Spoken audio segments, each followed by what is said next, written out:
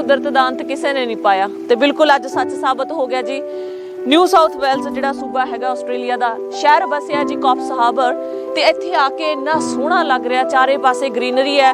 ਜੇਕਰ ਦੂਰ ਤੱਕ ਝਾਤ ਮਾਰੀਏ ਤਾਂ ਸਮੁੰਦਰ ਦਾ ਅਸਮਾਨ ਦੇ ਨਾਲ ਇੰਨਾ ਸੋਹਣਾ ਸਮੇਲ ਹੋਇਆ, ਇੱਕ-ਮਿੱਕ ਹੋਏ ਨੇ, ਪਤਾ ਹੀ ਨਹੀਂ ਲੱਗ ਰਿਹਾ ਕਿ ਅਸਮਾਨ ਥੱਲੇ ਉਤਰਿਆ ਜਾਂ ਸਮੁੰਦਰ ਉੱਤੇ ਹੈ। ਚਾਰੇ ਪਾਸੇ ਜਿਹੜੇ ਤੁਸੀਂ ਖੇਤ ਦੇਖ ਰਹੇ ਹੋ ਇਹ ਬਨਾਨਾ ਦੇ ਖੇਤ ਲੱਗੇ ਨੇ, ਵਿੱਚ ਯੈਲੋ ਕਲਰ ਦੇ ਫੁੱਲ ਦਿਖ ਰਹੇ ਨੇ, ਵੱਡੇ ਵੱਡੇ ਦਰਖਤ ਖੜੇ ਨੇ। ਕਿਸੇ ਇੱਕ ਮੂਵੀ ਦੇ ਸੀਨ ਨਾਲੋਂ ਇਹ ਘੱਟ ਨਹੀਂ ਜਾਪ ਰਿਹਾ, ਇੰਨਾ ਸੋਹਣਾ ਲੱਗ ਰਿਹਾ ਹੈ। ਸੋ ਅੱਜ ਅਸੀਂ ਆਏ ਹਾਂ ਜਿੱਥੇ ਅਸੀਂ ਉਹਨਾਂ ਨਾਲ ਗੱਲਾਂ ਬਾਤਾਂ ਕਰਨੀਆਂ, ਕਿਉਂਕਿ ਇਹ ਉਹਨਾਂ ਦਾ ਹੀ ਫਾਰਮ ਹੈ। ਅਸੀਂ ਜਿੱਥੇ ਖੜੇ ਹਾਂ ਉਹਨਾਂ ਦੇ ਸਾਰੇ ਫਾਰਮ ਦੇ ਵਿੱਚ ਉਹਨਾਂ ਨੇ ਇਹ ਸਾਰੇ ਬਨਾਨਾ ਬੀਜੇ ਹੋਏ ਨੇ ਤੇ ਉਹਨਾਂ ਨਾਲ ਗੱਲਾਂ ਬਾਤਾਂ ਕਰਾਂਗੇ ਤੇ ਜਾਣਾਂਗੇ ਉਹਨਾਂ ਦੀ ਕਾਮਯਾਬੀ ਦੇ ਰਾਜ਼।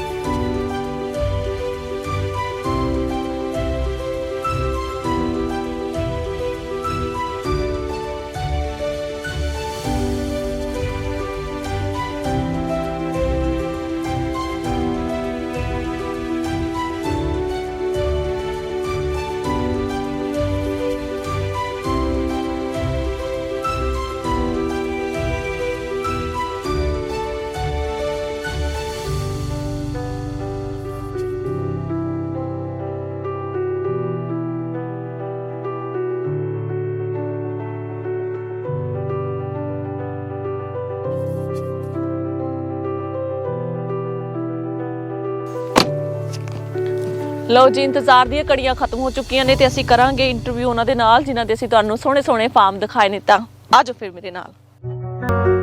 ਸਤਿ ਸ਼੍ਰੀ ਅਕਾਲ ਭਾਜੀ, ਕੀ ਹਾਲ ਚਾਲ ਹੈ? ਤੁਹਾਡਾ ਨਾਮ ਅਮਰਜੋਤ ਸਿੰਘ ਖਟਕੜ। ਹਾਂਜੀ, ਬਹੁਤ ਖੁਸ਼ੀ ਹੈ ਜੀ ਤੁਹਾਨੂੰ ਮਿਲ ਕੇ। ਤੁਹਾਡੇ ਨਾਲ ਅਸੀਂ ਬਨਾਨਾ ਫਾਰਮ ਦੂਰੋਂ ਖੜ ਕੇ ਦੇਖ ਕੇ ਆਏ, ਜਿੱਥੇ ਕਾਫੀ ਦੂਰ ਉਚਾਈ ਤੇ ਜਾ ਕੇ ਨਾ, ਜਿੱਥੇ ਸਾਰਾ ਵਿਊ ਦਿਖਦਾ ਹੈ ਨਾ, ਬਹੁਤ ਸੋਹਣਾ ਹੈ। ਬਹੁਤ ਹੀ ਤੁਸੀਂ ਕੁਦਰਤ ਦੀ ਗੋਦ ਦੇ ਵਿੱਚ ਬੈਠੇ ਹੋ। ਇੱਥੇ ਕਿੰਨਾ ਪਿਆਰਾ ਮੌਸਮ ਹੈ, ਤੁਹਾਨੂੰ ਤਾਂ ਲੱਗਦਾ ਹੀ ਨਹੀਂ ਹੋਣਾ ਕਿ ਪੰਜਾਬ ਤੇ ਆਸਟ੍ਰੇਲੀਆ 'ਚ ਕੋਈ ਫਰਕ ਹੈ ਨਾ।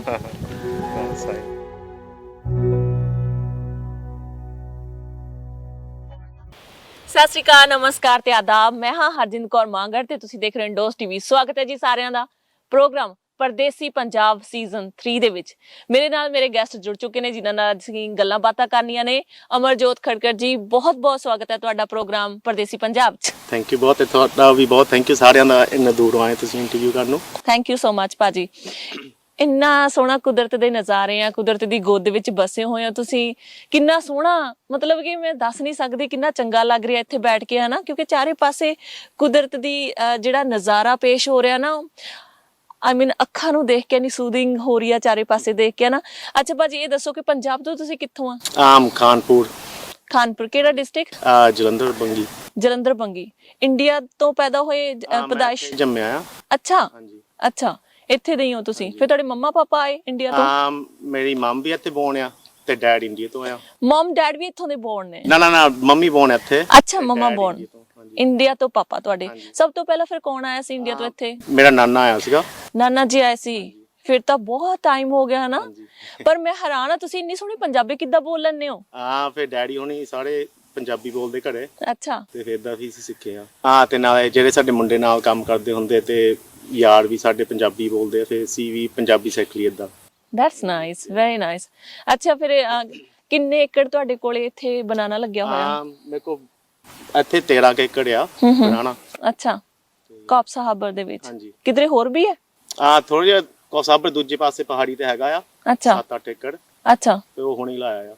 ਇਹ ਤੁਸੀਂ ਇਕੱਲੇ ਹੀ ਸਾਂਭਦੇ ਹੋ ਕਿ ਤੁਹਾਡੇ ਪਾਪਾ ਵੀ ਤੁਹਾਡੇ ਨਾਲ ਸ਼ਾਮਲ ਨੇ? ਡੈਡ ਹੁਣੀ ਖੀਰਿਆਂ 'ਚ ਆ। ਅੱਛਾ, ਮੈਂ ਬਨਾਨਾ ਸਾਂਭਦਾ ਤੇ ਇੱਕ ਮੁੰਡਾ ਮੇਰੇ ਨਾਲ ਹੁੰਦਾ 3 ਦਿਨ। ਅੱਛਾ ਜੀ, ਆਲਰਾਈਟ, ਠੀਕ ਹੈ। ਤੁਹਾਡਾ ਵਿਆਹ ਹੋ ਗਿਆ ਭਾਜੀ? ਹਾਂਜੀ। ਅੱਛਾ, ਆਲਰਾਈਟ। ਬੱਚੇ ਹੈਗੇ ਨੇ? ਹਾਂ, ਇੱਕ ਮੁੰਡਾ ਸਾਡਾ। ਅੱਛਾ, ਤੇ ਤੁਹਾਡੀ ਮਿਸਿਸ ਨਹੀਂ ਆਈ ਫਿਰ? ਉਹ ਕੋਸ਼ਿਸ਼ ਕੀਤੀ ਸੀ ਪਰ ਉਹ ਕੰਮ 'ਚ ਸੀ, ਆਉਣਾ ਮੰਗਦੀ ਸੀ ਬਹੁਤ। ਅੱਛਾ, ਪਰ ਇਹ ਆ ਨਹੀਂ ਹੋਇਆ। ਚੰਗਾ ਲੱਗਦਾ ਜੇ ਉਹ ਵੀ ਆਉਂਦੇ। ਚਲੋ ਕੋਈ ਨਹੀਂ, ਖੈਰ ਹੈ ਨਾ, ਹੁਣ ਮਜਬੂਰੀ ਵੀ ਸਮਝਣੀ ਪੈਂਦੀ ਆ। ਉਹਨਾਂ ਤੋਂ ਮੰਗਦੀ ਸੀ। ਅੱਛਾ, ਆਲਰਾਈਟ। ਤੇ ਤੁਸੀਂ ਤਾਂ ਇੱਥੋਂ ਦੇ ਬੋਰਨ ਹੋ ਹਨਾ, ਤੁਸੀਂ ਮਤਲਬ ਕਿ ਕਿਸਾਨ ਦੇ ਪੁੱਤ ਬਣ ਕੇ ਤੁਸੀਂ ਕੰਮ ਕਰ ਰਹੇ ਹੋ, ਖਾਸ ਕਰਕੇ ਕਿਉਂਕਿ ਇਹ ਜਨਰੇਸ਼ਨ ਜਿਹੜੀ ਤੀਜੀ ਜਨਰੇਸ਼ਨ ਤੁਹਾਡੀ ਮੈਂ ਕਹਿ ਸਕਦੀ ਹਾਂ ਕਿ ਸ਼ੁਰੂ ਹੋ ਚੁੱਕੀ ਹੈ। ਤੁਹਾਡੇ ਨਾਨਾ ਜੀ ਇੱਥੇ ਆਏ, ਉਹ ਤੋਂ ਬਾਅਦ ਤੁਹਾਡੇ ਮਾਮੂ ਤੋਂ ਬਾਅਦ ਤੁਸੀਂ ਹੋ ਹਨਾ। ਤੁਸੀਂ ਕਦੇ ਇਹ ਨਹੀਂ ਸੋਚਿਆ ਕਿ ਮੈਂ ਕੁਝ ਕਮਰਸ਼ੀਅਲ ਕਰਾਂ ਜਿਹਦੇ ਵਿੱਚ ਮੈਂ ਸੂਟ ਬੂਟ ਪਾ ਕੇ ਜਾਵਾਂ, ਮਤਲਬ ਕਿ ਤੁਸੀਂ ਬਿਲਕੁਲ ਇੱਕ ਕਿਸਾਨ ਬਣ ਕੇ ਇੱਥੇ ਬੈਠੇ ਹੋ? ਪਹਿਲਾਂ ਤਾਂ ਕੀਤਾ ਸੀ, ਪਹਿਲਾਂ ਤਾਂ ਖੇਤੀ ਕਰਨ ਮੰਗਦਾ ਨਹੀਂ ਸੀਗਾ ਤੇ ਪਹਿਲਾਂ ਕਰਦੇ ਹੁੰਦੇ ਸੀ ਨਿਆਣੇ ਸੀਗੇ। ਤੇ ਫਿਰ ਜਦ 올ਡਰ ਹੋ ਗਏ ਫਿਰ ਅਸੀਂ ਸੋਚਿਆ ਵੀ ਆਪਣਾ ਕੰਮ ਆ, ਆਪਣੇ ਟਾਈਮ 'ਚ ਕਰੋ, ਆਪਣੀ ਮਿਹਨਤ ਆ। ਹਾਂ। ਤੇ ਫਿਰ ਜੇ ਹੋਰ ਕੋਈ ਲਈ ਕੰਮ ਕਰਨਾ ਤਾਂ ਫਿਰ ਔਖਾ ਲੱਗਦਾ। ਹਾਂ, ਇਹ ਤੇ ਹੈ। ਹੁਣ ਸਾਡੀ ਆਪਣੀ ਮਿਹਨਤ ਆ ਤੇ ਆਪੇ ਅਸੀਂ ਕਰਦੇ ਆ। ਅੱਛਾ। ਸੋਹਣਾ ਲੱਗਦਾ ਨਾਲ ਸਾਡੀ ਜਿੱਥੇ ਅਸੀਂ ਆਏ ਹਾਂ ਇੱਥੇ ਵਧੀਆ ਬਹੁਤ ਆ ਖੇਤੀ ਕਰਨ ਨੂੰ। ਇਹ ਤੇ ਮੈਂ ਐਡਮਿਟ ਕਰਦੀ ਆ। ਕਿੰਨੇ ਕੁ ਬੰਦੇ ਤੁਹਾਡੇ ਨਾਲ ਜਿਹੜੇ ਕੰਮ ਕਰਦੇ ਨੇ? ਇੱਕ ਆ ਮੁੰਡਾ। ਅੱਛਾ, ਫਿਰ ਤੁਸੀਂ ਦੋਨੇ ਮਿਲ ਕੇ ਇੰਨੀ ਮਿਹਨਤ ਕਰਦੇ ਹੋ? ਇਹ ਅੱਛਾ, ਕਿੰਨਾ ਕੁ ਹਾਰਡ ਹੈ ਬਣਾਉਣ ਦਾ ਕੰਮ? ਹਾਰਡ ਆ, ਜਿੱਦਾਂ ਫਿਜ਼ੀਕਲੀ ਡਿਮਾਂਡਿੰਗ ਆ। ਪਹਿਲਾਂ ਜ਼ਿਆਦਾ ਹਾਰਡ ਹੁੰਦਾ ਸੀਗਾ ਜਦੋਂ ਡੈਡ ਤੇ ਨਾਨੇ ਹੁਣੀ ਕਰਦੇ ਹੁੰਦੇ ਸੀ। ਹਾਂਜੀ। ਹੁਣ ਥੋੜਾ ਈਜ਼ੀ ਹੋ ਗਿਆ, ਟੈਕਨੋਲੋਜੀ ਮਸ਼ੀਨਰੀ ਆ ਗਈ ਹੈ ਹਨਾ। ਹੁਣ ਥੋੜਾ ਜਿਹਾ ਸੌਖਾ ਹੋ ਗਿਆ। ਅੱਛਾ। ਬਸ too hard than a lot of other industries. ਹਾਂਜੀ ਹਾਂਜੀ। ਅੱਛਾ, ਮੈਨੂੰ ਇਹ ਦੱਸੋ ਤੁਸੀਂ ਸਟੱਡੀ ਕੀ ਕੀਤੀ ਸੀ ਫਿਰ? ਮੈਂ ਟੀਚਿੰਗ ਕੀਤੀ ਸੀ 2 ਸਾਲ ਲਈ। ਉਹ ਤੇਰੀ, ਅੱਛਾ ਟੀਚਿੰਗ ਕੀਤੀ ਸੀ। Very nice. Primary school teacher ਆ। ਅੱਛਾ। ਤੇ ਫਿਰ ਉਹਨਾਂ ਤੇ ਉਦਾਂ ਵੀ। ਮੰਮੀ ਕਿਹੜਾ ਸਬਜੈਕਟ ਪੜਾਉਂਦੇ ਨੇ? ਪ੍ਰਾਇਮਰੀ ਟੀਚਿੰਗ ਆ, ਪ੍ਰਾਇਮਰੀ ਸਕੂਲ। ਓਕੇ, ਆਬਵੀਅਸਲੀ ਫਿਰ ਇੰਗਲਿਸ਼। ਠੀਕ ਹੈ, ਆਲਰਾਈਟ, ਠੀਕ ਹੈ।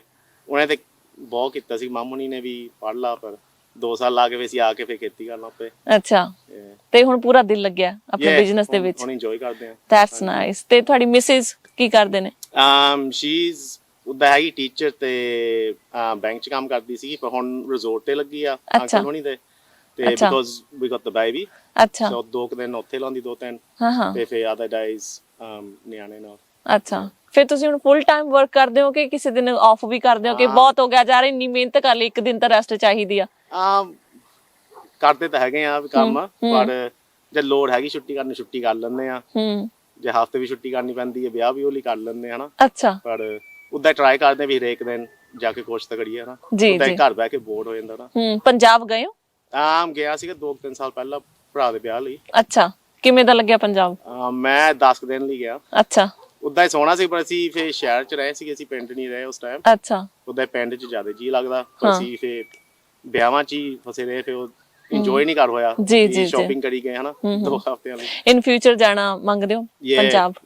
ਪਰ ਇਸ ਟਾਈਮ ਤਾਂ ਕਰੋਨਾ ਵਾਇਰਸ ਦੀ ਸਿਚੁਏਸ਼ਨ ਏਦਾਂ ਦੀ ਬਣੀ ਆ ਥਰੂ ਆਲ ਵਰਲਡ ਜਿਹੜੇ ਹੈਗੇ। ਹਾਂਜੀ ਜੀ ਜੀ, ਬਹੁਤ ਜ਼ਿਆਦਾ ਸਕੈਰੀ ਆ। ਪਰ ਇਨ ਫਿਊਚਰ ਜਦੋਂ ਸਾਰੀ ਰੱਬ ਸੁੱਖ ਰੱਖੇ, ਸਾਰੀ ਸਿਚੁਏਸ਼ਨ ਬਹੁਤ ਛੇਤੀ ਕਲੀਅਰ ਹੋ ਜਾਵੇ, ਸਭ ਕੁਝ ਸੈੱਟ ਹੋ ਜਾਵੇ, ਫਿਰ ਉਦੋਂ ਤੁਸੀਂ ਜਾਓਗੇ ਪਿੰਡ? Very nice. ਅੱਛਾ, ਤੇ ਆਪਣੇ ਬੱਚਿਆਂ ਨੂੰ ਦੱਸਦੇ ਹੋ ਕਿ ਆਪਣਾ ਜਿਹੜਾ ਪਿਛੋਕੜਾ ਪੰਜਾਬ ਤੋਂ ਹੈ? ਹਾਂਜੀ, ਉਹ ਵੀ ਬਹੁਤ ਮੰਗਦਾ ਜਾਣ ਨੂੰ। That's nice, very nice. ਤੇ ਤੁਹਾਡੇ ਮੰਮੀ ਪਾਪਾ ਤੁਹਾਡੇ ਨਾਲ ਰਹਿੰਦੇ ਆ ਕਿ ਅਲੱਗ ਰਹਿੰਦੇ ਨੇ? ਜਿੱਦਾਂ ਕੋਲ ਹੀ ਆ, ਪਰ ਜਿੱਦਾਂ ਮੇਰੇ ਕੋ ਆਪਣਾ ਘਰ ਆ, ਮੇਰੇ ਭਰਾ ਕੋ ਆਪਣਾ ਘਰ ਤੇ ਡੈਡ ਹੋਣੀ ਵੀ ਪਰ ਹੈਗੇ, ਜਿੱਦਾਂ ਤੁਰ ਕੇ ਵੀ ਜਾ ਸਕਦੇ ਅਸੀਂ। ਤੁਸੀਂ ਕੌਪ ਸਾਹਿਬ ਬਾਰੀ ਰਹਿੰਦੇ ਹੋ? ਅਸੀਂ ਬਗੂਗੇ ਰਹਿੰਦੇ ਆ। ਬਿਲਕੁਲ ਕੇ ਰਹਿੰਦੇ ਹੋ? ਕਿੰਨੀ ਕੁ ਦੂਰ ਪੈ ਜਾਂਦਾ ਫਿਰ ਤੁਹਾਨੂੰ ਇੱਥੇ ਆਉਣਾ? ਭਾਵੇਂ 10-15 ਮਿੰਟ ਹੀ ਆ ਆਉਣ ਨੂੰ ਤੇ 10-15 ਮਿੰਟ ਜਾਣ ਨੂੰ। ਜੀ। ਅੱਛਾ, ਜੇ ਆਪਾਂ ਬਨਾਨੇ ਦੀ ਗੱਲ ਕਰੀਏ, ਬਨਾਨੇ ਦਾ ਝਾੜ ਕਿੰਨਾ ਕੁ ਨਿਕਲਦਾ ਕਿ ਸੀਜ਼ਨ ਦੇ ਵਿੱਚ? 6 ਮਹੀਨੇ ਬਾਅਦ ਜਾਂ ਕਿੰਨੇ ਮਹੀਨੇ ਬਾਅਦ ਨਿਕਲਦਾ? ਅਸੀਂ ਜਿੱਦਾਂ 12 ਮਹੀਨੇ ਹਾਰਵੈਸਟ ਕਰਦੇ ਆ। ਅੱਛਾ। ਜਿੱਦਾਂ ਸਿਆਲ 'ਚ ਘਟ ਜਾਂਦਾ, ਗਰਮੀ 'ਚ ਵੱਧ ਜਾਂਦਾ। ਤੇ ਡਿਪੈਂਡ ਆ, ਮੀਂਹ ਮੂੰਹ ਪੈਂਦੇ ਆ, ਜੇ ਡਰਾਈ ਆ। ਹੁਣ ਸਾਡੇ ਕੋਲ ਪਾਣੀ ਲੱਗਿਆ ਨਹੀਂ ਹੈਗਾ, ਅਸੀਂ ਉਦੋਂ ਹੀ ਖਾਦ ਪਾ ਸਕਦੇ ਜੇ ਜਿੱਦਾਂ ਹੁਣ ਮੀਂਹ ਮੂੰਹ ਪਵੇ। ਜੇ ਮੀਂਹ ਨਾ ਪਿਆ ਤੇ ਖਾਦ ਵੀ ਨਹੀਂ ਪੈਂਦੀ। ਅੱਛਾ। ਫਿਰ ਬਾਂਝ ਵੀ ਛੋਟੇ ਹੋਏ, ਫਿਰ ਉਹਨਾਂ ਫਿਰ ਘਟ ਜਾਂਦਾ ਪ੍ਰੋਡਕਸ਼ਨ। ਆਈ ਥਿੰਕ ਬਨਾਨੇ ਦਾ ਥੋੜਾ ਜਿਹੜਾ ਖੇਤੀ ਦਾ ਕੰਮ ਹੈ, ਸਮਰ ਦੀ ਤੁਸੀਂ ਗੱਲ ਕੀਤੀ ਆ, ਹੋਰ ਜਿਹੜੇ ਬੈਰੀਜ਼ ਹੁੰਦੀਆਂ ਨੇ ਉਹ ਆਈ ਥਿੰਕ ਵਿੰਟਰ ਵਿੱਚ ਜ਼ਿਆਦਾ ਵਧੀਆ ਹੁੰਦਾ ਸੀਜ਼ਨ ਹੁੰਦਾ ਹੈ ਨਾ? ਹਾਂਜੀ, ਪਰ ਹੁਣ ਮੈਨੂੰ ਲੱਗਦਾ ਇਹਨਾਂ ਦੀ ਜਿੱਦਾਂ ਨਵੀਆਂ ਵੈਰਾਈਟੀਆਂ ਕੱਢ ਕੇ ਹੁਣ ਉਹ ਵੀ ਨੀਲੀ 12 ਮਹੀਨੇ ਮੈਨੂੰ ਲੱਗਦਾ ਕਰਦੇ, ਪਰ ਸਲੋ ਡਾਊਨ ਹੋ ਜਾਂਦਾ। ਅੱਛਾ, ਆਲਰਾਈਟ। ਅੱਛਾ ਭਾਜੀ, ਜਿਹੜਾ ਬਨਾਨਾ ਹੈ ਇਹਦਾ ਕਿਵੇਂ ਦਾ ਸੀਜ਼ਨ ਚੱਲਦਾ? ਆਈ ਮੀਨ ਕਿੰਨੀ ਕੁ ਇਨਕਮ ਹੋ ਜਾਂਦੀ ਹੈ? ਵਧੀਆ ਹੈ ਜਾਂ ਫਿਰ ਠੀਕ ਹੈ? ਗੁੱਡ ਆ ਹੁਣ, ਜਿੱਦਾਂ ਠੀਕ ਆ। ਜਿੱਦਾਂ ਬਿਕੋਜ਼ ਥੈਂ ਘੱਟ ਆ ਹਨਾ, ਇੱਥੇ ਜ਼ਮੀਨ ਬਹੁਤ ਮਹਿੰਗੀ ਆ। ਜੇ ਜ਼ਿਆਦਾ ਥੈਂ ਹੋਵੇ ਫਿਰ ਤਾਂ ਬਹੁਤ ਗੁੱਡ ਹੋਊਗਾ, ਪਰ ਜਿੱਦਾਂ ਗੁੱਡ ਆ, ਜਿੱਦਾਂ ਮਤਲਬ ਕਿ ਚੱਲ ਜਾਂਦਾ। ਓਕੇ, ਮਿਹਨਤ ਦਾ ਮੁੱਲ ਮੁੜਿਆ ਹੁੰਦਾ। ਅੱਛਾ ਭਾਜੀ, ਮੈਂ ਦੇਖ ਰਹੀ ਹਾਂ ਕਿ ਇੱਥੇ ਜਿੰਨਾ ਵੀ ਬਨਾਨਾ ਲੱਗਿਆ ਹੋਇਆ ਪਹਾੜੀਆਂ ਤੇ ਲੱਗਿਆ ਹੋਇਆ, ਇਹ ਕਿਉਂ? ਤੇ ਪਹਾੜੀਆਂ ਤੇ ਜਿੱਦਾਂ ਬਨਾਨਾ ਵਧੀਆ ਹੁੰਦਾ ਆ। ਅੱਛਾ, ਜੇ ਅਸੀਂ ਪੱਧਰੇ ਤੇ ਕਰੀਏ ਤੇ ਨੀਵੇਂ ਥਾਂ ਤੇ ਫਿਰ ਉੱਥੇ ਫਰੋਸਟ ਪੈ ਜਾਂਦੀ ਹੈ ਤੇ ਅੱਛਾ। ਬਨਾਨਾ ਠੰਡ ਵਾਲਾ ਮੰਗਦਾ ਨਹੀਂ, ਕੋਰਾ ਪੈ ਜਾਂਦਾ। ਓਕੇ, ਠੀਕ ਹੈ, ਕਿਉਂਕਿ ਕੇਨਸ ਦੇ ਵਿੱਚ ਬਨਾਨਾ ਬਹੁਤ ਲੱਗਦਾ, ਉੱਥੇ ਤਾਂ ਜ਼ਮੀਨ ਪੱਧਰੀ ਹੁੰਦੀ ਹੈ। ਜੇ ਉੱਥੇ ਫਿਰ ਉਹਨਾਂ ਦੀ ਮੌਸਮ ਦਾ ਫਰਕ ਆ, ਉੱਥੇ ਠੰਡ ਹੁੰਦੀ ਨਹੀਂ ਹੈਗੀ ਹਨਾ। ਠੀਕ ਹੈ, ਠੀਕ ਹੈ, ਉੱਥੇ ਕੋਰਾ ਨਹੀਂ ਪੈਂਦਾ ਹੋਣਾ ਤੇ ਉੱਥੇ ਮੀਂਹ ਮੂੰਹ ਪਈ ਜਾਂਦੇ ਆ। ਹਾਂ, ਤੇ ਪੱਧਰੀ ਜ਼ਮੀਨ ਖੁੱਲੀ ਤੇ ਹੈ ਵੀ ਵੱਡੇ ਫਾਰਮ ਹੈ ਉੱਥੇ। ਪਰ ਮੈਂ ਦੇਖ ਰਹੀ ਹਾਂ ਬੜਾ ਮੁਸ਼ਕਿਲ ਬਹੁਤ ਆ, ਮਿਹਨਤ ਬਹੁਤ ਕਰਨੀ ਪੈਂਦੀ ਹੋਣੀ, ਬੰਚ ਚੱਕ ਕੇ ਲਿਆਣੇ ਹਨਾ। ਬੰਦਾ ਯੂਜ਼ ਟੂ ਹੋ ਜਾਂਦਾ ਸੈਟ ਹੁੰਦਾ ਫਿਰ। ਬਹੁਤ ਔਖਾ ਤਰੀਕਾ ਫੇ ਹੋ ਜਾਂਦਾ, ਜਦ ਤਰੀਕਾ ਆ ਗਿਆ ਫੇ ਤਾਂ ਈਜ਼ੀ ਆ ਕੰਮ। ਅੱਛਾ, ਪਹਿਲਾਂ ਔਖਾ ਲੱਗਦਾ। ਅੱਛਾ, ਦੈਨਸ ਈਜ਼ੀ। ਓਕੇ। ਅੱਛਾ ਭਾਜੀ ਦੱਸੋ, ਖੇਤੀ ਤੋਂ ਇਲਾਵਾ ਤੁਹਾਡਾ ਕੋਈ ਹੋਰ ਸ਼ੌਂਕ? ਹੁੰਦਾ ਸੀਗਾ, ਜਿੱਦਾਂ ਕ੍ਰਿਕਟ ਬਹੁਤ ਖੇਡਦੇ ਹੁੰਦੇ ਸੀਗੇ। ਅੱਛਾ, ਤੇ ਫੇ ਜਿੱਦਾਂ ਕ੍ਰਿਕਟ 'ਚ ਕਈ ਵਾਰੀ ਸੱਟ ਸੁੱਟ ਲੱਗ ਗਈ, ਫਿਰ ਕੰਮ ਨੂੰ ਨਹੀਂ ਜਾ ਹੁੰਦਾ, ਫਿਰ ਉਦੋਂ ਮੈਂ ਕ੍ਰਿਕਟ ਤੋਂ ਵੀ ਥੋੜ੍ਹਾ ਹਟ ਗਿਆ। ਤੇ ਫੇ ਹੁਣ ਜਿੱਦਾਂ ਨਿਆਣਾ ਹੋ ਗਿਆ ਤੇ ਫੈਮਿਲੀ ਤੇ ਉਧਰ ਸਾਡਾ ਟਾਈਮ ਹੁਣ। ਪਰ ਐਕਸਰਸਾਈਜ਼ ਤਾਂ ਤੁਹਾਡੀ ਇੱਥੇ ਬਥੇਰੀ ਹੋ ਜਾਂਦੀ ਹੋਣੀ ਆ ਨਾ। ਉਹਦਾ ਵੀ ਹਜੇ ਵੀ ਕਰਨੀ ਚਾਹੀਦੀ ਥੋੜੀ ਜਿਹੀ ਹੋਰ ਐਕਸਰਸਾਈਜ਼। ਅੱਛਾ, ਇੰਨਾ ਟਾਈਮ ਮਿਲ ਜਾਂਦਾ ਤੁਹਾਨੂੰ ਕਿ ਸੋਚਣ ਦਾ ਵੀ ਇੰਨੀ ਮਿਹਨਤ ਕਰਨ ਦੇ ਬਾਵਜੂਦ ਵੀ ਤੁਸੀਂ ਫਿਰ ਜਿਮ ਲਈ ਜਾਓਗੇ? ਨਾ, ਪਰ ਜੇ ਬੰਦਾ ਕਰਨਾ ਮੰਗਦੇ ਟਾਈਮ ਤਾਂ ਹਰੇਕ ਬਣਾ ਸਕਦਾ ਜਿਮ ਜਾਣ ਨੂੰ। ਮੈਂ ਤਾਂ ਜਾਂਦਾ ਨਹੀਂ, ਪਰ ਕਰ ਸਕਦਾ ਬੰਦਾ। ਮੈਂ ਨਾ ਸੱਚੀ, ਮੈਨੂੰ ਇੰਨਾ ਚੰਗਾ ਲੱਗ ਰਿਹਾ ਨਾ ਤੁਹਾਡੇ ਨਾਲ ਗੱਲ ਕਰਕੇ। ਤੁਸੀਂ 3rd ਜਨਰੇਸ਼ਨ ਹੋ ਤਾਂ ਤੁਹਾਡੀ ਪੰਜਾਬੀ ਬਾਕਮਾਲ ਹੈ, ਬੜੀ ਫਲੂਐਂਟ ਪੰਜਾਬੀ ਬੋਲਦੇ ਹੋ ਤੁਸੀਂ, ਬਹੁਤ ਸੋਹਣੀ ਪੰਜਾਬੀ ਬੋਲਦੇ ਆ, ਬੜਾ ਚੰਗਾ ਲੱਗ ਰਿਹਾ। ਕਿਉਂਕਿ 3rd ਜਨਰੇਸ਼ਨ ਤੋਂ ਆਪਾਂ ਐਕਸਪੈਕਟ ਨਹੀਂ ਕਰ ਸਕਦੇ ਕਿ ਉਹ ਇੰਨੀ ਵਧੀਆ ਪੰਜਾਬੀ ਬੋਲੇਗਾ, ਪਰ ਬੜੀ ਤੁਹਾਡੇ ਮੰਮਾ ਪਾਪਾ ਨੂੰ ਵੀ ਕੰਗ੍ਰੈਚੁਲੇਸ਼ਨ ਹੈ। ਤੇ ਬੜਾ ਵਧੀਆ ਤੁਸੀਂ ਵੀ ਇਨੀਸ਼ੀਏਟਿਵ ਲਿਆ ਕੇ ਪੰਜਾਬੀ ਮਾਂ ਬੋਲੀ ਨੂੰ ਜਿਉਂਦਾ ਰੱਖਣਾ ਨਾ। ਬੱਚੇ ਨੂੰ ਵੀ ਸਿਖਾਉਂਦੇ ਹੋ? ਹਾਂਜੀ, ਬੱਚੇ ਨੂੰ ਵੀ। ਉਦਾਂ ਵੀ ਜਿਹੜਾ ਸਾਡਾ ਬਗੂਗਾ ਹੈਗਾ ਪਿੰਡ ਡੰਗਟ ਹਨਾ, ਵੀ ਅਸੀਂ ਜਿੱਦਾਂ ਮਾਮ ਹੋਣੀ ਜਿੰਨੇ ਵੀ ਸਿਆਣੇ ਆ ਸਾਰੇ ਕਲਚਰ ਰੱਖਣਾ ਮੰਗਦੇ, ਪੰਜਾਬੀ 'ਚ ਇੱਕ ਦੋਨਾਂ ਨੂੰ ਬੋਲਦੇ ਆ। ਤੇਲੀ ਜਿੰਨੇ ਵੀ ਮੇਰੇ ਯਾਰ ਵੀ ਇੱਥੇ ਸਾਰਿਆਂ ਦੀ ਪੰਜਾਬੀ ਫਲੂਐਂਟ ਆ। Very nice. ਤੁਹਾਡੀ ਵਾਈਫ ਵੀ ਪੰਜਾਬੀ ਆ? ਹਾਂਜੀ, ਪੰਜਾਬੀ ਆ। ਠੀਕ ਹੈ, ਉਹ ਵੀ ਪੰਜਾਬੀ ਬੋਲਦੇ ਨੇ? ਹਾਂਜੀ, ਸੋਹਣੀ ਪੰਜਾਬੀ ਬੋਲਦੇ। That's nice, very nice. ਅੱਛਾ ਜੀ, ਫਿਰ ਵਿਆਹ ਲਵ ਮੈਰਿਜ ਕਿ ਅਰੇਂਜ ਮੈਰਿਜ ਸੀਗੀ? ਹਾਂ, ਲਵ ਮੈਰਿਜ ਸੀਗੀ ਸਾਡੀ। ਕਿਵੇਂ ਮਿਲੇ ਸੀਗੇ? ਏਦਾਂ ਤਾਂ ਮੈਂ ਮੰਮੀ ਨੂੰ ਵੀ ਨਹੀਂ ਅਜੇ ਦੱਸਿਆ ਕਿੱਦਾਂ। ਅੱਛਾ, ਇਹ ਤਾਂ ਦੱਸ ਦੋ ਨਾ ਕਿ ਵਾਈਫ ਹੈ ਕਿੱਥੋਂ ਦੇ ਨੇ? ਬਿਲੀ ਨੱਜਲ ਆ। ਅੱਛਾ, ਸ਼ਹਿਰ ਮਲੰਬੇ ਦੇ ਕੋਲ। ਅੱਛਾ, ਸਮੋਲ ਜਿੱਦਾਂ ਟਾਊਨ ਹੀ ਆ, ਬਹੁਤ ਛੋਟਾ। Okay, all right. ਤੇ ਬਾਇਰਨ ਬੇ ਦੇ ਕੋਲ ਆ। ਉਹਨਾਂ ਦਾ ਪਰਿਵਾਰ ਕੀ ਕਰਦਾ ਸੀ ਫਿਰ? ਉਹ ਵੀ ਬਣਾਣੇ 'ਚ ਹੀ ਸੀਗੇ। ਤਾਦੀ ਫਿਰ ਪਸੰਦ ਕਰ ਲਈ ਕਿ ਚਲ ਅਸੀਂ ਵੀ ਬਣਾਣੇ ਵਾਲੇ, ਉਹ ਵੀ ਬਣਾਣੇ ਵਾਲੇ? ਹੋ ਸਕਦਾ, ਉਹ ਤਾਂ ਮੈਂ ਬਣਾਣੇ ਦਾ ਸ਼ੌਕੀਨ ਵੀ ਨਹੀਂ ਸੀਗਾ। ਅੱਛਾ, ਮੈਂ ਕਿਤੇ ਤਾਦੀ ਦਿਲ ਮਿਲ ਗਏ। ਅੱਛਾ ਭਾਜੀ, ਤੁਸੀਂ ਇੰਨੀ ਮਿਹਨਤ ਕਰਦੇ ਹੋ ਇੱਥੇ ਰਹਿ ਕੇ ਹਨਾ, ਆਪਣੇ ਆਪ ਨੂੰ ਤੁਸੀਂ ਇੱਕ ਮੁਕਾਮ ਤੇ ਲੈ ਕੇ ਆਏ ਹੋ, ਖਾਸ ਕਰਕੇ ਤੁਹਾਡੀ ਤੀਜੀ ਪੀੜ੍ਹੀ ਹੈ ਇੱਥੇ, ਕੋਈ ਸੰਦੇਸ਼ ਸਾਡੇ ਦਰਸ਼ਕਾਂ ਨੂੰ? ਵੀ ਜਿਹੜਾ ਵੀ ਕੰਮ ਕਰਨਾ ਦਿਲ ਲਾ ਕੇ ਕਰ ਲਓ, ਤੇ ਪਹਿਲਾਂ ਔਖਾ ਜਿੱਦਾਂ ਹਰੇਕ ਕੰਮ ਹੁੰਦਾ, ਪਰ ਫਿਰ ਬਾਅਦ ਸਾਰਾ ਕੁਝ ਬਣ ਜਾਂਦਾ। ਤੇ ਜੀ ਠੀਕ ਹੈ, ਮਿਹਨਤ ਕਰੋ ਨਾ।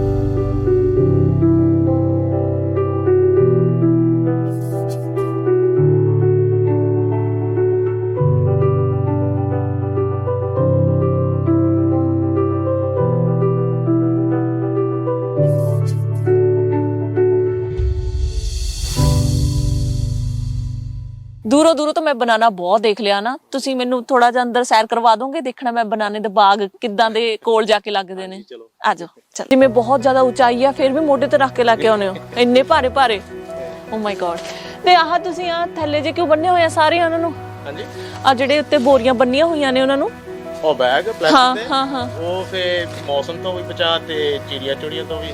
ਅੱਛਾ, ਜਾਨਵਰ ਵਗੈਰਾ ਤੇ ਫਰੂਟ ਵੀ ਥੋੜੇ ਛੇਤੀ ਭਰ ਦਿੰਦੇ ਇੱਥੇ, ਜਿੱਦਾਂ ਕਿਉਂਕਿ ਸੰਘਣਾ ਬਹੁਤ ਜ਼ਿਆਦਾ ਲੱਗਦਾ ਹੈ। ਸੱਪ ਸਪੋਲੀਆ ਤਾਂ ਨਹੀਂ ਆਉਂਦਾ? ਹੈ ਹੀ ਆਉਂਦਾ? ਹਾਏ ਰੱਬਾ।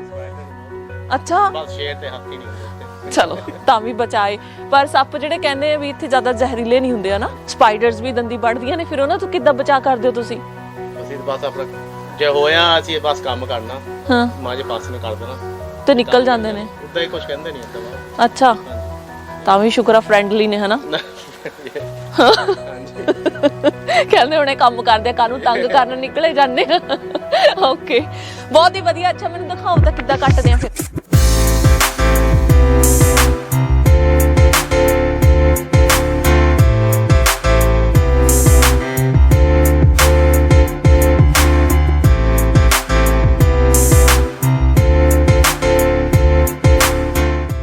ਭਾਈ, ਤੁਹਾਨੂੰ ਪਤਾ ਕਿਵੇਂ ਚੱਲਦਾ ਕਿ ਜਿਹੜੇ ਬੰਚ ਪੱਕ ਚੁੱਕੇ ਨੇ ਜਾਂ ਕਿਹੜੇ ਕੱਚੇ ਨੇ ਜਾਂ ਜਿਹੜੇ ਬਣਨੇ ਨੇ ਅਜੇ, ਕਿੱਦਾਂ ਪਤਾ ਲੱਗਦਾ?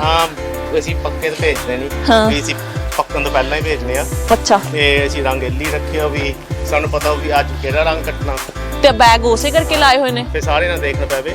ਅੱਛਾ, ਕਈ ਰੀਜ਼ਨ ਆ ਵੀ ਕਾਤੇ ਲਾਏ ਹੋ, ਵੀ ਕਈ ਮੌਸਮ ਦੇ ਵੀ ਆ ਤੇ ਚਿੜੀਆਂ ਦੇ, ਪਰ ਅਸੀਂ ਰੰਗ ਇੱਲੀ ਆ ਵੀ ਜਦ ਅਸੀਂ ਕੱਟਣਾ ਵੀ ਹਰੇਕ ਬੰਚ ਨੂੰ ਦੇਖਣਾ ਪਵੇ। ਅਸੀਂ ਦੇਖਣਾ ਵੀ ਪੀਲੇ ਅੱਜ ਕੱਟਨੇ ਆ। ਅੱਛਾ, ਫਿਰ ਬਸ ਪੀਲੇ ਹੀ ਦੇਖਣੇ ਆ, ਜੇ ਲਾਲ ਜੇ ਹਰੇ। ਅੱਛਾ, ਓਕੇ ਓਕੇ, ਦੈਟਸ ਨਾਈਸ। ਫਿਰ ਹੁਣ ਆਪਾਂ ਨੇ ਕਿਹੜਾ ਬੰਚ ਕੱਟਣਾ? ਆਹ ਕੱਟਣਾ ਇੱਥੇ। ਅੱਛਾ, ਓ ਯਾ ਬਣ ਚੁੱਕਿਆ ਹੈ ਨਾ।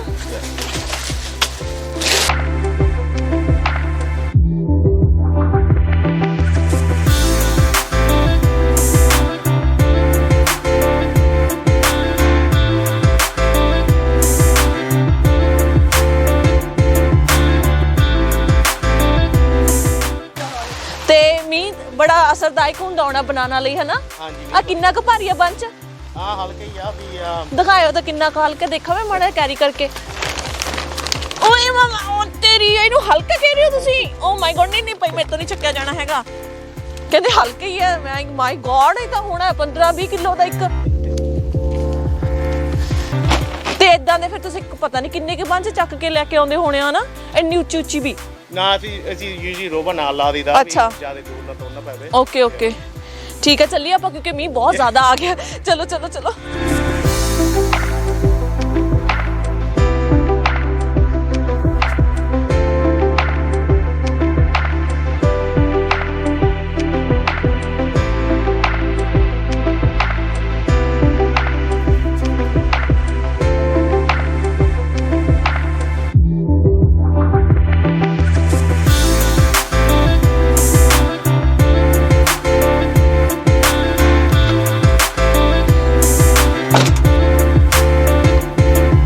ਤੇ ਫਿਰ ਇੱਥੇ ਸਟੋਰ ਕਰਦੇ ਹੋ ਤੁਸੀਂ ਬਨਾਨਾ?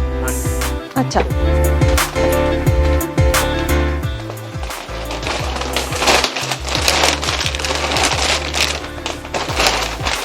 ਆ ਕੀ ਹੈ ਭਾਜੀ? ਆ ਕੀ ਬਣਾਇਆ? ਪੈਕਿੰਗ ਵੀਲ। ਅੱਛਾ, ਕਿੱਦਾਂ ਪੈਕ ਕਰਦੇ ਹੋ ਫਿਰ? ਤੇ ਅਸੀਂ ਪਹਿਲਾਂ ਹੈਂਡ ਕਰਕੇ ਇੱਥੇ ਰੱਖਣਾ ਤੇ ਫਿਰ ਧੋ ਕੇ ਫਿਰ ਅਸੀਂ ਭਰੂਗੇ ਸਕੇਲਾਂ ਤੇ। ਅੱਛਾ,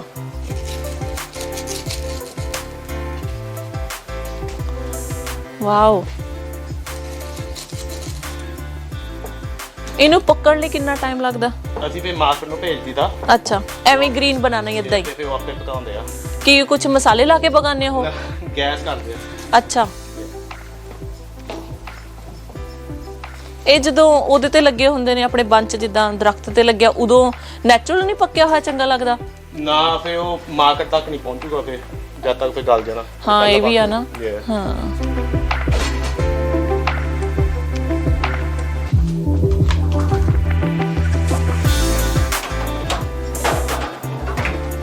ਅਸੀਂ ਜਦ ਪੂਰਾ ਲੋਡ ਭਰ ਕੇ ਲਈਦਾ ਤੇ ਸਾਰਾ ਭਰ ਦਿੰਦਾ। ਅੱਛਾ ਅੱਛਾ,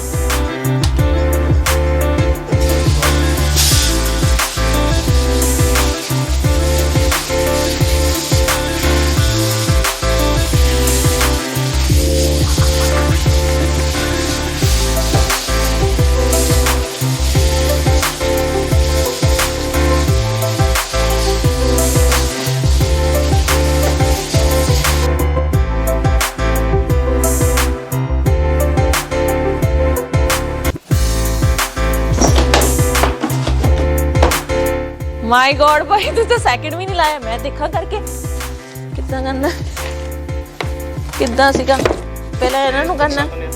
ਅੱਛਾ ਅੱਛਾ, ਤੇ ਇਹਨੂੰ ਵਿੱਚ ਪਾਣਾ। ਇਹ ਤਾਂ ਇੰਨਾ ਔਖਾ, ਤੁਸੀਂ ਕਿੱਦਾਂ ਪਾਇਆ ਇੱਕਦਮ ਹੀ? ਅੱਛਾ, ਇਦਾਂ ਕਰਕੇ। ਓਕੇ, ਲੈ ਬਣ ਗਿਆ ਡੱਬਾ, ਮੈਨੂੰ ਵੀ ਆ ਗਿਆ। ਓਕੇ, ਨੋ ਵਰੀਜ਼। ਅੱਛਾ, ਹੁਣ ਇਹਦੇ ਵਿੱਚ ਪੈਕ ਕਰ ਦਿਓ ਫਿਰ ਤੁਸੀਂ। ਓਕੇ,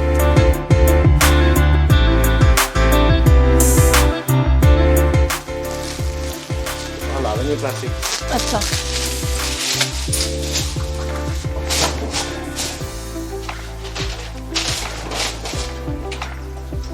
ਫਿਰ ਇਹਦਾ weight ਵੀ ਕਰਦੇ ਹੋ ਵੀ ਕਿੰਨੇ ਕਿਲੋ ਹੈ? 9 ਕਿਲੋ ਪੈਂਦਾ ਇੱਕ ਬਾਕਸ ਦੇ ਵਿੱਚ। ਅੱਛਾ, ਤੇ ਫਿਰ ਅਸੀਂ ਪਲਾਸਟਿਕ ਰੱਖਣੀ ਆ ਫਿਰ ਉੱਤੇ। ਅੱਛਾ, ਤੇ ਕਾ ਪੇਪਰ ਹੋਣਾ ਵੀ ਜਿਹੜੀ ਸੈਪ ਥੱਲੇ ਨਿਕਲਦੀ ਆ। ਅੱਛਾ, ਵੀ ਫਰੂਟ ਤੇ ਨਾ ਜਾਵੇ। ਓਕੇ, ਨੀਅਰਲੀ 6 kg ਹੋ ਗਿਆ ਤੇ ਹੋ ਗਿਆ ਹੈ ਨਾ? ਓਕੇ, ਤੇ ਬੰਚ ਰੈਡੀ ਹੈ ਬਣਾਉਣੇ ਦਾ। ਚਲੋ ਜੀ ਰੈਡੀ ਫॉर ਸਿਡਨੀ। ਅੱਛਾ ਸਿਡਨੀ ਜਾਂਦੇ ਨੇ ਇੱਥੇ ਨਹੀਂ, ਕੁਇਨਜ਼ਲੈਂਡ ਦੇ ਵਿੱਚ ਨਹੀਂ ਜਾਂਦੇ? ਨਾ ਸਿਡਨੀ, ਕਈ ਬ੍ਰਿਸਬਨ ਵੀ ਭੇਜਦੇ ਆ। ਅੱਛਾ ਸਾਡਾ ਏਜੰਟ ਸਿਡਨੀ ਚ। ਅੱਛਾ ਆਲਰਾਈਟ ਠੀਕ ਹੈ। ਤਾਂ ਫਿਰ ਜਿੰਨੇ ਵੀ ਜਿਹੜੇ ਵੱਡੇ ਵੱਡੇ ਸਟੋਰ ਹੈਗੇ ਨੇ ਜਿੱਦਾਂ ਵੂਲਵਰਟਸ ਹੋ ਗਿਆ, ਖੋਲਸ ਹੋ ਗਿਆ, ਉਹਦੇ ਵਿੱਚ ਜਾਂਦੇ ਹੋਣੇ ਆ ਨਾ ਬਣਾਉਣਾ ਸਾਰੇ?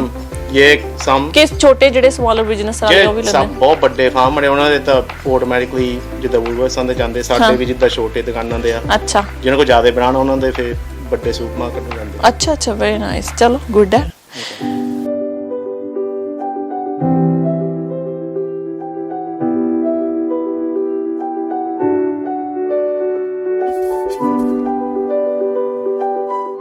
ਵਾਹ ਜੀ ਵਾਹ, ਨਜ਼ਾਰਾ ਆ ਗਿਆ ਦੇਖ ਕੇ ਚਾਰੇ ਪਾਸੇ ਨਾ। ਬਨਾਨਾਸ ਇੰਡੀਆ ਦੇ ਵਿੱਚ ਵੀ, ਚਲੋ ਇੱਥੇ ਵੀ ਬਾਹਰਲੇ ਮੁਲਕਾਂ ਦੇ ਵਿੱਚ ਵੀ ਖਾਦੇ ਬਹੁਤ ਨੇ, ਪਰ ਅੱਜ ਪਹਿਲੀ ਵਾਰ ਦੇਖਿਆ ਕਿ ਕਿਸ ਤਰ੍ਹਾਂ ਇਹਨਾਂ ਦੀ ਕਟਾਈ ਹੁੰਦੀ ਆ ਨਾ। ਮਿਹਨਤ ਤਾਂ ਬਹੁਤ ਜ਼ਿਆਦਾ ਪਿੱਛੇ ਇਹਦੇ ਹਨਾ। ਤੇ ਭਾਜੀ ਬਹੁਤ ਚੰਗਾ ਲੱਗਿਆ ਤੁਹਾਨੂੰ ਮਿਲ ਕੇ। ਮੈਂ ਤੁਹਾਨੂੰ ਪਹਿਲਾਂ ਵੀ ਦੱਸਿਆ, ਮੈਨੂੰ ਤਾਂ ਇੰਨੀ ਖੁਸ਼ੀ ਹੋ ਰਹੀ ਹੈ ਕਿ ਥਰਡ ਜਨਰੇਸ਼ਨ ਇੰਨੀ ਸੋਹਣੀ ਪੰਜਾਬੀ ਬੋਲਦੇ ਆ। ਮੈਂ ਫਿਰ ਤੋਂ ਤੁਹਾਨੂੰ ਵਧਾਈ ਦਿੰਦੀ ਹਾਂ ਇਸ ਬਾਰੇ ਨਾ ਕਿ ਤੁਸੀਂ ਇੰਨੀ ਸੋਹਣੀ ਪੰਜਾਬੀ ਬੋਲਦੇ ਹੋ। Very nice, keep it up. ਤੇ ਦਰਸ਼ਕੋ ਤੁਹਾਡੇ ਤੋਂ ਵੀ ਲੈਂਦੇ ਹਾਂ ਜੀ ਇਜਾਜ਼ਤ, ਤੇ ਨਵੇਂ ਐਪੀਸੋਡ ਦੇ ਨਾਲ ਤੁਹਾਡੇ ਨਾਲ ਫਿਰ ਤੋਂ ਰੂਬਰੂ ਹੋਵਾਂਗੇ। ਤਦ ਤੱਕ ਲਈ ਦਿਓ ਇਜਾਜ਼ਤ, ਰੱਬ ਰਾਖਾ।